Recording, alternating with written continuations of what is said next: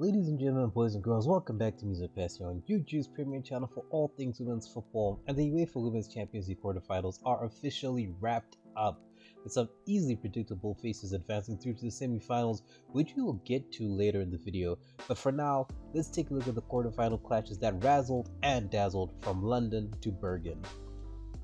We start off with the outgoing Emma Hayes' wards in Chelsea, who after sweeping aside Arsenal recently and maintaining the domestic title charge, faced off against the scrappy red and white Amsterdam outfit in Ajax. The first leg was an impressive display of elite women's football as from the first whistle, both teams went at it, with Ajax particularly looking the more threatening of the two, which speaks volumes about the quality of the team as a whole, despite the scoreline saying otherwise in the end.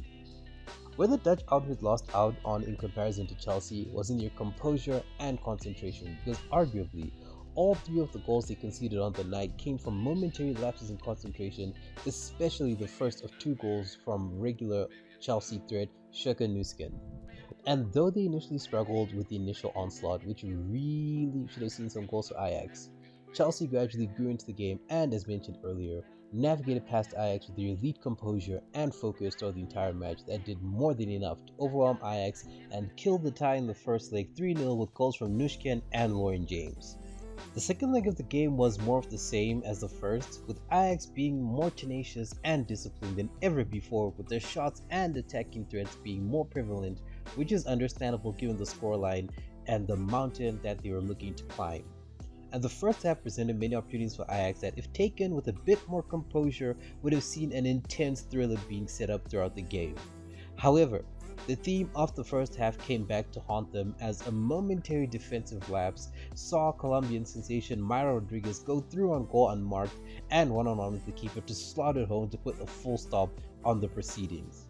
Ajax, to their credit, did manage to get themselves a goal on the night, which is just a consolation for all their efforts over the tie, which is something they can build off of if they manage to make it into the UWCL next season. The next quarterfinal showdown takes us to arguably the most dogged tie of the quarterfinals, which was BK Häcken versus Paris Saint-Germain.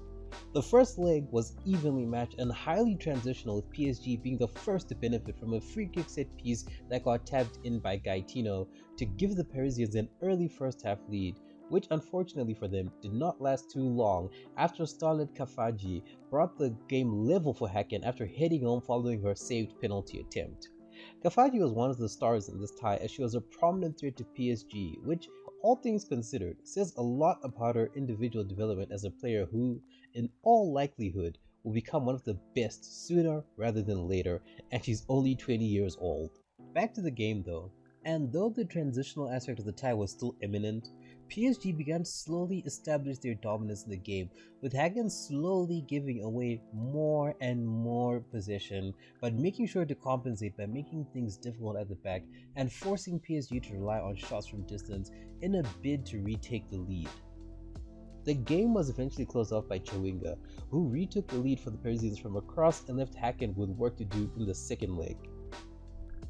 The second leg of the tie was far more one-sided in favor of PSG, who were playing in a far more imposing and dominant fashion that was reminiscent of their ties against Roma in the group stages of the UWCL. And this time around, it saw them blitz Häcken time and time again in the first half, with the Swedish outfit only ever just hanging in by the skin of their teeth throughout the encounter, up until the 26th minute where Chawinga opened up the scoring with a powerful shot that beat the keeper completely. As Paris maintained their aggression, Häcken did eventually begin to show signs of life in the second half as they began to manage the game a bit better, but nevertheless struggled, which was emphasized by the 69th minute strike from a long range by Alberts, which the goalie was completely switched off to and allowed the ball to sail in top bins, with Katoto eventually putting a bow on the tie with a header to give Paris Saint-Germain safe passage into the semi-finals 5-1 on aggregate. The penultimate quarterfinal review comes courtesy of SK Brand and Barcelona, arguably the best defense of the tournament so far against undeniably the best team in the world. And it didn't take Barcelona too long to do what they do best, as Graham Hansen struck first in the 8th minute to give the Catalan outfit the early lead, and much like my reviews of them in the group stage videos that I've made prior that you can check out when you're done watching this video, there really isn't much to say about Barcelona that hasn't been said already. Truly, There aren't enough adjectives to describe just how good this team is, as they played around with Hacken in classic Barca fashion, as they regularly kept control of the ball and game state, quickly recovering the ball when they lost it, and broke quickly in such a way that should have killed the game off in the first half if Brand's defense wasn't so very good. And speaking of very good things, though they were regularly pinned back, when the opportunity came in for Brand to pull one back against the champions, they took it with aplomb, as Cecile Kavame, I hope I pronounced that correctly, came in from deep to blast the ball in past Katakoi and pull Brand back into the game. Though they kept being outplayed, Brand put in an almighty shift to keep things level and were seemingly on their way to managing to frustrate Barcelona up until the 71st minute, where Salma Paracuelo showed a level of composure and calmness that belies her age as she scored to regain the lead for the champions after beating her mark and slotting past the goalkeeper to make it 2-1 going into the second leg. As for the second leg, well, Barcelona did what Barcelona does best: dominate and win. Brighton came in early looking to reduce the deficit early on, but it was not enough to even attempt to rattle them, as current world's best Aitana Bonmati took the collective win out of the opposition with a trademark wonder goal that had the whole stadium in awe. Fueled by her goal and surely the crowd that was raucously behind her, it took Bonmati no time to turn the game into the Bonmati show as she began to run things time and again. She was combining with teammates and making this football thing look so easy, despite Brand's defense still holding steadfast in spite of the continuing onslaught from the Blaugrana. Fridolina Rolfo would eventually put the game to bed after flicking a loose ball in which the Brand keeper Mikkelsen failed to clear away, which was just an unfortunate bit of bad luck on her part. Though the tie ended 5-2 in favor of the defending champions, SK Brand showed their mettle as they successfully exploited a weak area of Barcelona's game, which could later come into play in the semi-finals, but more on that and SK Brand later in the video. We finish off the quarterfinal recap with, for me, was the tie of the round, with former winners Olympique Lyonnais taking on Benfica. Now, over the span of 180 minutes, I think this game can be described in one word: energetic. I truly believe that the best elements of the other three quarterfinal ties were sensationally encapsulated in this tie, particularly as Benfica, despite it being their first showing in the knockouts, showed the eagerness and tenacity of Ajax and mixed it up with the offensive nous of Hacken and a dash of Brand's defensive discipline, courtesy of rising defensive star Christy Ucheibe. Olympique Lyonnais initially took the tie with the arrogance of champions, as I think they were just expecting things to go their way given their quality on the pitch and on paper. But like a splash of cold water to the face, Benfica proved to be the rude awakening that forced Lyon to take them seriously as the two teams went at it in what was fundamentally a David versus Goliath clash. This is especially with regards to just how much Benfica caused a plume of defensive nightmares that Lyon were struggling to snuff out effectively. In both games, Benfica matched up with Lyon in just about every aspect of their game, and apart from some brilliant individual actions from the likes of Cascarino, I truly believe that it is really Lyon's experience that allowed them to navigate past Benfica in the end.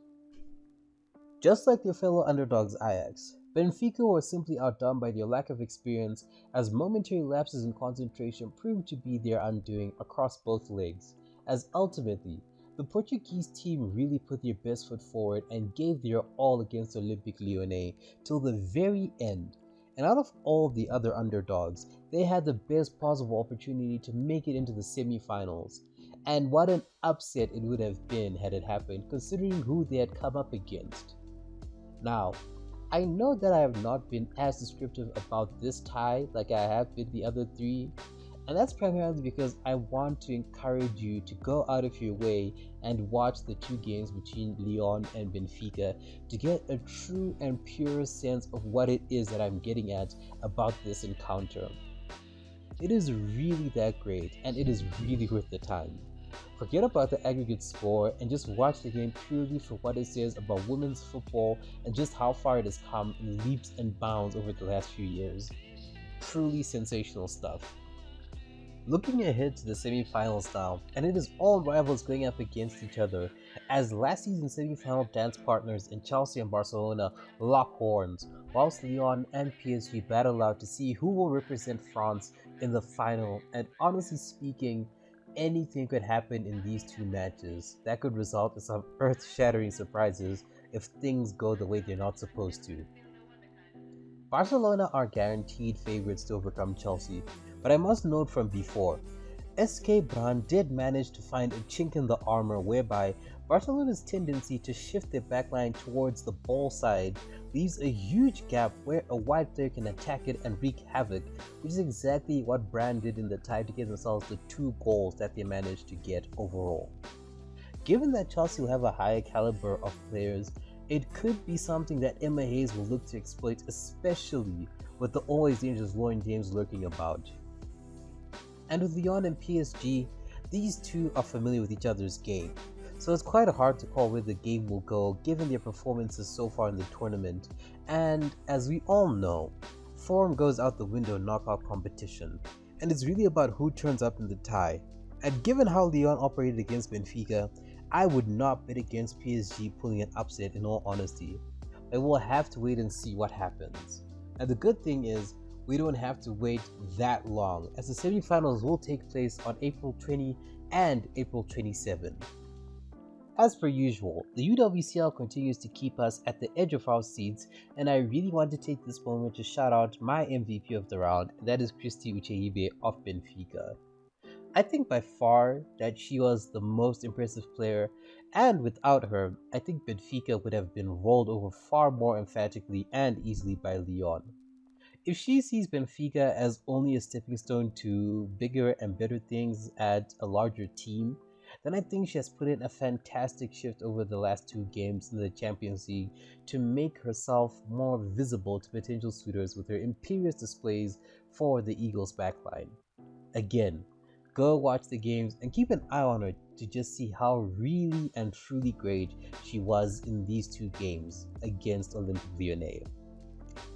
Now, if you enjoyed today's video, then make sure to leave a like, share, and subscribe for more because there is a lot that I have planned in terms of coverage of the women's game, both in the short and long term, so make sure to stay subscribed and keep on following to not skip a beat. Thank you all for watching, and I'll see you in the next one.